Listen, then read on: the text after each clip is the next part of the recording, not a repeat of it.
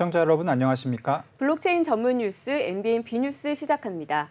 먼저 첫 번째 크립토 이슈 취재 기자와 함께 짚어보겠습니다. 이수영 기자 어서 오세요. 네, 안녕하세요. 네, 유동성 위기에 빠진 FTX가 결국 파산 신청을 했네요. 앞으로 절차는 어떻게 되나요? 네, 이 세계 3위 글로벌 디지털 자산 거래소 FTX가 뱅크런을 극복하지 못하고 현지 시간 11일 파산 신청을 했습니다. 이 FTX는 트위터 성명에서 미국 델라웨어주 법원에 파산법 11조에 따른 파산 보호를 신청했다면서 전 세계 모든 이해 당사자들의 이익을 위해서 자산을 현금화하고 또 질서정연한 검토 절차를 시작하기 위해서 자발적인 파산 보호 절차를 시작했다고 밝혔습니다. 이 파산법 11조는 미국 연방 파산법에 의거한 절차로 이 파산 법원의 감독 하에 구조조정 절차를 진행해서 회생을 모색하는 제도인데 한국의 법정 관리와 유사합니다. 이번 파산보호 신청 대상에는 이 FTX 유동성 위기의 진원지인 알라메다 리서치를 포함해서 130여 개의 계열사가 포함이 되는데요. 또 이에 따라서 코인계 JP 모건이라고 불리던 FTX CEO인 샘 뱅크먼 프리드는 사임했고 2001년에 파산한 에너지 기업의 앨론의 이른바 빚 잔치를 효율적으로 관리했다는 평가를 받는 존 레이 3세가 FTX 그룹의 CEO를 물려받아서 파산 절차를 진행하게 됐습니다. 네. 네, 이 파산보호 신청 직후에 FTX 앱 자체가 좀 해킹이 돼서 사실 이제 뭐 앱 자체도 지금 삭제된 상태고요. 여러 가지로 혼란이 좀 가중되고 있다는데 자세하게 좀 전해주시죠. 네, 이 FTX의 코인 거래 플랫폼인 FTX 인터내셔널과 US에서 지난 24시간 동안 6억 6,200만 달러, 우리 돈으로는 약 8,700억 원이 유출됐는데요. 이 온체인 데이터 분석 결과에 따르면 솔라나와 바이낸스 토큰을 포함한 이더리움 기반 토큰이 FTX 지갑에서 빠져나가서 탈중앙화 거래소로 이동한 것으로 확인이 됐습니다. FTX 법률 고문인 라인 밀러는 트위터를 통해서 FTX 계좌 잔고들의 통합과 관련해서 비정상적인 움직임을 조사 중이라면서 수상한 자금 유출을 미승인 거래다 이렇게 지적했습니다. 또 FTX 공식 텔레그램 채널에는 FTX가 해킹됐다면서 앱을 삭제하라는 메시지가 올라왔고 현재 공식 채널은 접근이 안 되고 또 자금 유출 경위도 아직까지 확인되지 않고 있는 상황입니다. 이에 대해서 이 블록체인 데이터 분석 업체 크립토컨트의 주기영 대표는 FTX가 해킹을 당했고 내부자 작업일 가능성이 높다면서 앱을 업데이트하거나 설치하지 말라고 트위터를 통해서 말했고요. 또 존 레이 CEO는 무단 접근에 대한 사실관계 검토에 착수했다면서 법 집행기관 또 규제기관과 협력하고 있다고 밝혔습니다. 네, 이번 사태에 대해서 크립토 시장뿐만 아니라 주식 시장 등 다른 금융 시장에서도 불똥이 튈까 굉장히 좀 예의주시하고 있는 모습인데 피해 규모가 상당하기 때문일 것 같습니다. 네. 그 피해가 더 확산되지 않을까 이런 우려에서일 것 같은데요. 개인 투자자뿐만 아니라 기관 투자자도 있기 때문에 피해 규모가 엄청날 것 같습니다. 현재 예상되는 피해 규모는 어느 정도인가요? 네, 이 파산 신청서에 따르면 FTX US와 또 알라메다 리서치는 각각 100억 달러 그리고 500억 달러의 부채를 보유하고 있는 것으로 나타났고 채권자는 10만 명을 넘는 것으로 나타났습니다. 이 기관 투자자들의 손실을 좀 살펴보면 블룸버그에 따르면 FTX는 지난해 10월부터 올해 9월까지 최소 69곳으로부터 14억 2,100만 달러에 달하는 투자를 유치했습니다. 이 투자자들 가운데에는 블랙록과 세코이아 캐피털, 또 소프트뱅크와 같은 실리콘밸리 전통 벤처 캐피탈들이 포함이 됐고 또 지난 1월에 FTX 투자금 조달에 참여한 캐나다 온타리오 교사 연금과 싱가포르 국부펀드인 테마섹, 또 일본 소프트뱅크의 비전 펀드와 헤지펀드 타이거 글로벌과 같은 벤처 파트너스 등은 각각 수백억 원에서 수천억 원에 달하는 돈을 돌려받지 못할 가능성이 큰 것으로 알려졌습니다. 네. 이 소프트뱅크는 앞서서 FTX 투자 사실을 인정했는데 투자 규모는 공개하지 않았습니다. 이에 대해 블룸버그 통신에서는 소프트뱅크가 약 1억 달러의 자금을 투자했다면서 최소 1억 달러의 손실을 볼 것으로 추정하고 있습니다. 또 헤지펀드인 세쿼이아 캐피털은 이미 2억 1,400만 달러의 이 투자금 장부 가치를 0달러로 만드는 등 전액 손실 처리를 했고 FTX가 자사 지분 30%를 보유하고 있다는 이 헤지펀드인 스카이브리지 캐피털은 이 지분을 다시 사들여서 FTX와 관계를 정리할 계획이라고 밝혔습니다.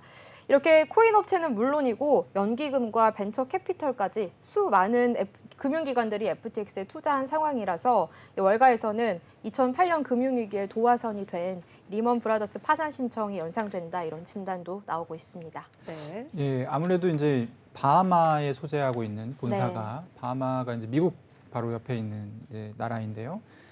아무래도 이제 미국 기관들이 투자를 많이 했던 것 같아요. 그리고 네. 뭐 투자를 하고 싶어도 사실 못한 기관들도 많은 걸로 알고 있습니다. 굉장히 인기가 많았던 곳인데 어쨌든 이번 사태로 인해서 예상되는 국내 피해 규모는 어느 정도가 될까요? 먼저 현재 이 FTT를 보유하고 있는 국내 인원은 약 6천 명 정도인 것으로 알려졌고 추산 보유 수량은 11만 개로 알려졌습니다. 근데 이 FTX를 통해서 디지털 자산 거래를 계속 해왔던 이용자까지 포함하면 피해 규모는 이보다 늘어날 것으로 보이는데요. 일단 이 모바일 인덱스 등에 따르면 국내 FTX 이용자는 최소 10,000여 명 이상으로 추정이 되고 국가별 FTX 사이트 접속자 중에 한국이 두 번째로 높은 것으로 나타났습니다. 이 사이트 접속자 수가 높다는 게 거래소 이용률이 높은 것으로 추정할 수 있고 또 FTX 사태로 상당수의 한국인 이용자들이 피해를 입은 것으로 추정할 수 있습니다.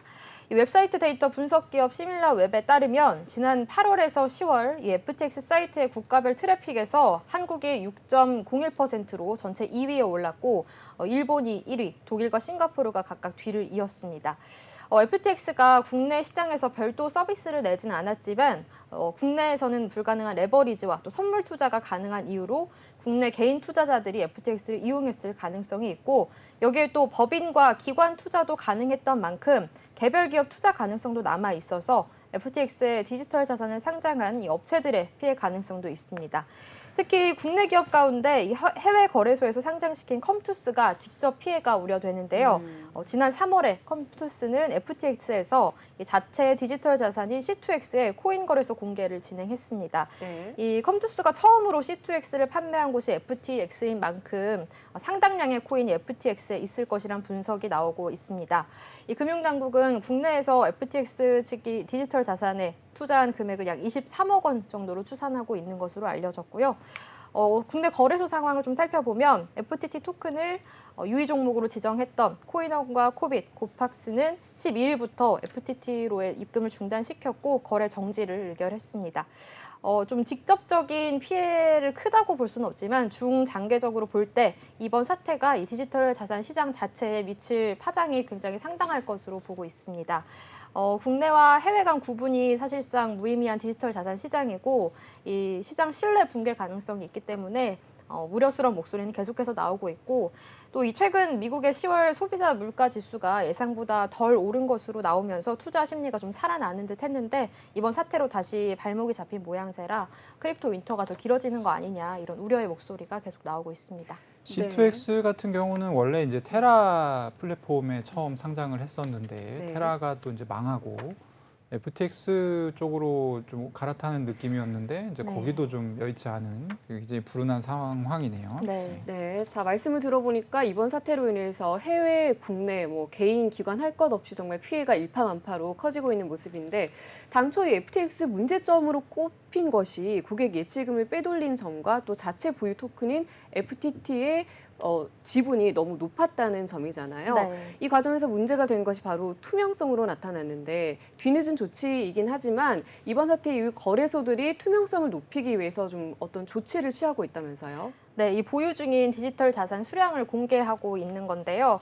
이렇게 FTX를 시작으로 거래소에 대한 의심이 좀 계속해서 이어지니까 거래소들이 투명성을 제고할 만한 방안으로 이 보유 수량을 공개하고 있는 겁니다. 네. 지난 9일 창펑 자오 바이낸스 CEO는 자신의 트위터를 통해서 바이낸스는 조만간 완전한 투명성을 위해서 준비금 증명을 시작할 예정이라는 입장을 밝혔고 이에 따라서 10개의 거래소들이 줄줄이 준비금 증명에 동참하겠다는 성명문을 발표하기도 했습니다. 이후에 현재 시각 10일 이 바이낸스가 콜드월렛 지갑 주소를 통해서 현재 보유하고 있는 디지털 자산 수량을 공개했는데요. 바이낸스는 비트코인 47만 5천 개, 또 이더리움 480만 개, USDT 176억 개, USD 코인은 6억 100만 개, BUSD는 2,170만 개 등의 코인을 보유하고 있습니다. 또 조건부로 이 FTX의 자금 조달할 가능성을 시사했던 OKX에서도 비트코인 6만 9천 개와 13개 ERC20 계열의 주소에 약 20억 달러 이상의 토큰을 가지고 있다고 밝혔습니다. 또 크립토닷컴은 비트코인 약 5만 3천 개와 이더리움 약 39만 개 등을 보유하고 있다는 자료를 냈는데 이 과정에서 이더리움을 실수로 잘못된 곳에 송금한 사실이 드러나기도 했습니다. 이 크립토닷컴의 콜드 원래 공개 이후에 한 사용자가 이 거래소에서 10월 21일에 32만 개의 이더리움을 게이트.io로 송금했다고 지적했는데 크립토닷컴 CEO는 이후에 이더리움을 성공적으로 회수해서 콜드 스토리지로 옮겼다고 해명했습니다. 또 이 밖에도 대리빗과 쿠코인, 비트파이넥스 등 다른 거래소들도 계속해서 디지털 자산 보유량 공개에 동참하고 있는 상황입니다. 네, 이 지금 게이트.io로 넘어간 크립토닷컴에서 네. 게이트.io로 넘어갔던 이 이더리움 자체가 사실 이제 이 어떤 건전하다는 것을 보여주기 위한 일종의 위장 전술이다 이런 또 지적들이 있기 때문에 사실 이렇게 자기 자산을 공개한 거래소들이 많지만 또 그 거래소들이 확실하게 아무 문제가 앞으로 없을 것이다. 이렇게 생각하기는 또 어렵다라는 얘기를 미리 좀 네. 시청자분들한테 얘기를 해놔야겠습니다. 네. 네. 자, 그리고 다음 소식 한번 더 살펴보겠습니다. 업비트가 내부 통제 기준을 강화한다는 소식이 들어와 있는데요. 구체적으로 어떤 기준이 나왔나요? 네, 기존 이 임직원의 자사 거래소를 이용하는 것에 더해서 직계 가족까지 그 범위를 넓힌다는 방침입니다. 지금 특근법에 따라서 디지털 자산 거래소 임직원은 자사 거래소를 통한 거래가 제한되고 있는데요. 여기에 최근에 이 임직원의 직계 가족의 업비트 이용도 제한하는 규정을 추가로 도입했습니다.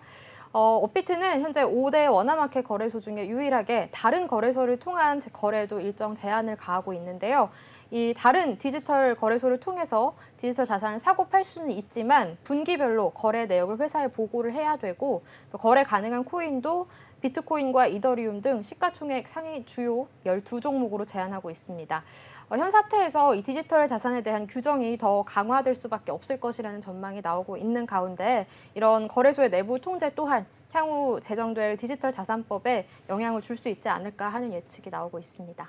네, 관련된 소식을 보니까 굉장히 뒤늦은 조치가 아닌가라는 좀 비판 섞인 여론도 많던데요. 네. 과연 이번 기준이 좀 불공정 거래를 차단하는 그런 계기가 될 수 있을지 좀 더 지켜봐야겠습니다. 네. 네, 오늘 말씀 여기까지 듣겠습니다. 감사합니다.